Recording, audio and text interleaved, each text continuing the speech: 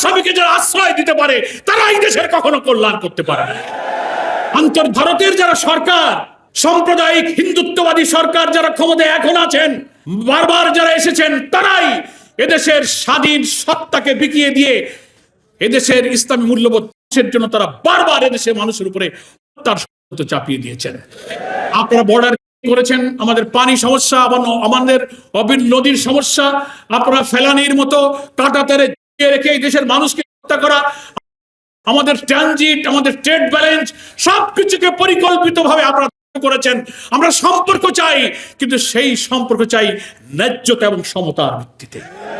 Big brotherly attitude নিয়ে আপনি আমাদেরকে শাসন করবেন। আপনি যেমন স্বাধীন, আমরাও বাংলাদেশ একটি স্বাধীন দেশ। আমাদের পররাষ্ট্রনীতি, আমাদের অর্থনীতি, রাজনীতি, আমরা স্বাধীন হব। আমার দেশে কে নির্বাচনে যাবে আর যাবে না, কে সরকার গঠন করবে আর করবে না, that is up to me. এটা আমাদের দেশের জনগণের ব্যাপার।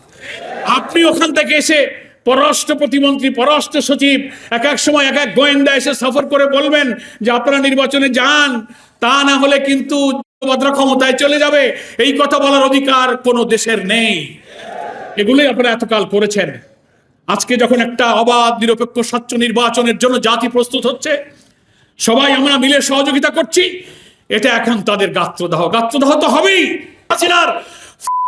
হয়ে যাওয়ার পরে পলাতক প্রাপ্তি আসামিকে যারা আশ্রয় দিতে পারে তারাই দেশের কখনো কল্যাণ করতে পারে না।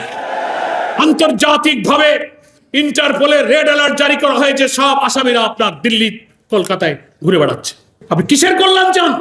আপনি যদি কোনো আন্তর্জাতিক কোনো কনভেনশন, জেনেভা কনভেনশন, আন্তর্জাতিক আইন, সবকিছু জাতিসংঘের সনদের প্রতি শ্রদ্ধা থাকে, এই দেশের সহস্রাধিক মানুষকে যারা হত্যা করেছে, 40,000 লোককে যারা বিক্ষত করেছে, সেই চিহ্নিত প্রমাণিত আদালতের সেই অপরাধী আসামিকে আপনি জাতির সামনে সোপর্দ করেন।